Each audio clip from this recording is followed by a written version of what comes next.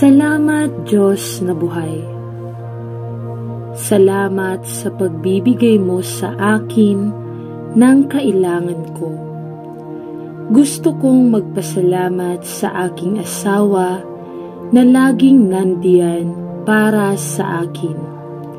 Mabuti man o masama, masaya man o malungkot, dapat nating harapin. Nagpapasalamat ako sa aking pamilya na laging tumutulong at nagpapalakas ng loob sa akin. Sa mga mahihirap na oras ng buhay ko, dumaraan ako sa isang paglalakbay. Nagpapasalamat ako sa mga kaibigan ko na laging nasa tabi ko, kahit may ginagawa kong mali. Naiintindihan at mahal pa rin nila ako. Salamat sa mga taong nag-aalaga sa amin gabi-gabi at ginagawa ng maayos ang kanilang mga trabaho.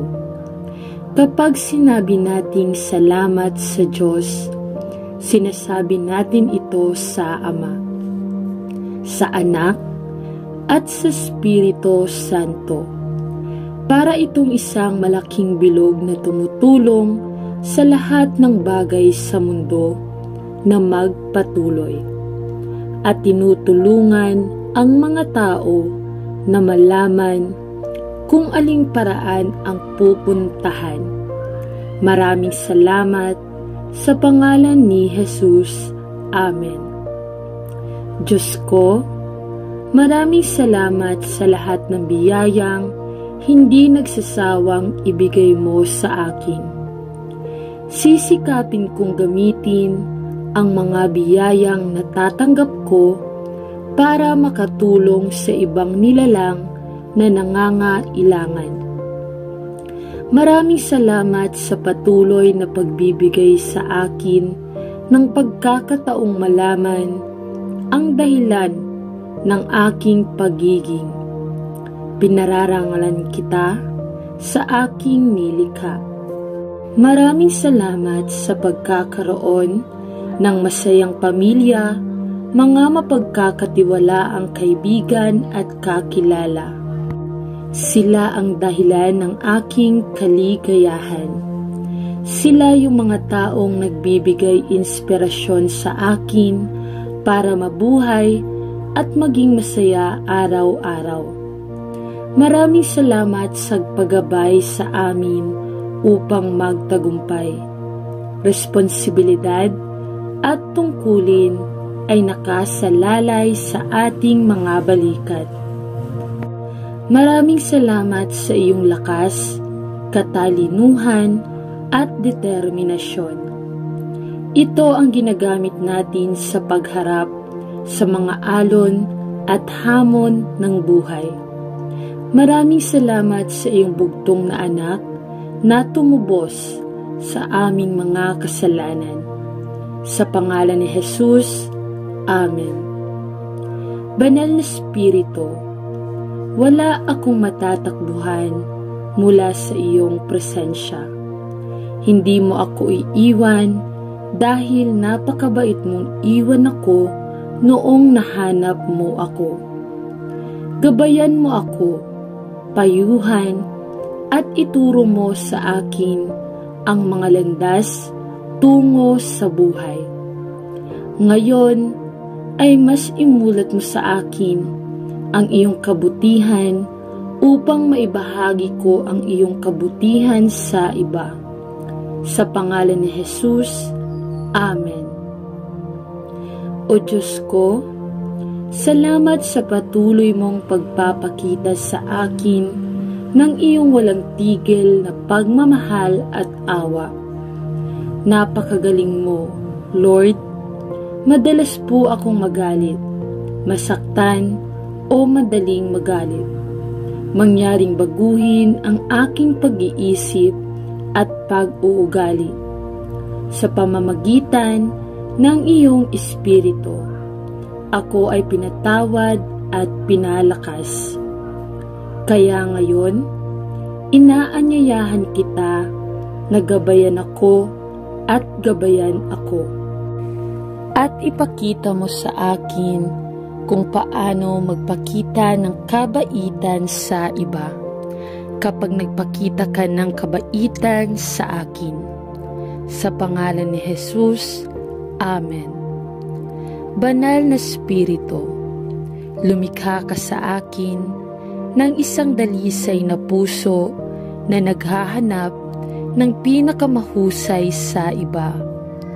Tulungan akong magpakita ng habag at awa sa lahat ng tao at gawin ito ng may lambing at paggalang.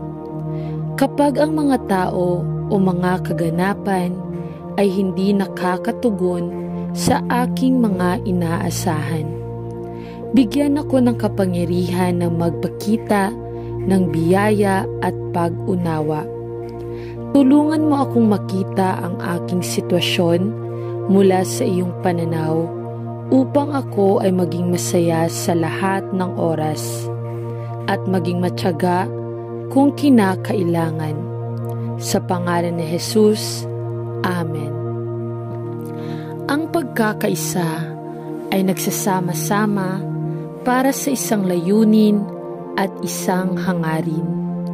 At kabilang dito ang pagpapalitan ng ating kalooban sa kalooban ni Kristo.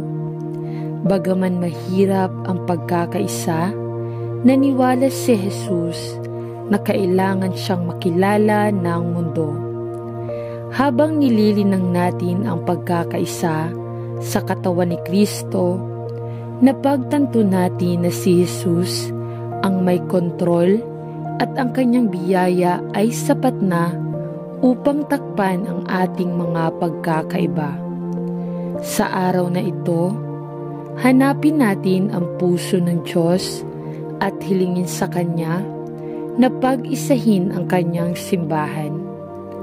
Hayaang maniwala ang mundo sa isang ipinadala ng Diyos upang tayo ay pag-isahin. Diyos, salamat sa pagtawid sa mundo.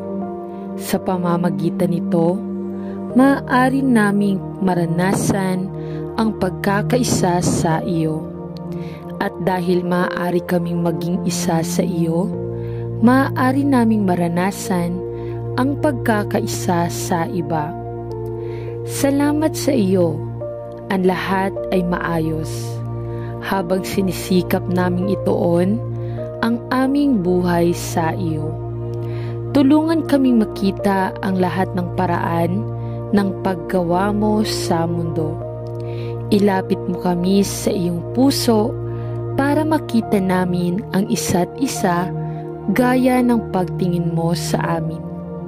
Ito ay maghihikayat sa atin na pangalagaan hindi lamang ang ating sariling kaligayahan, kundi maging ang kaligayahan ng iba.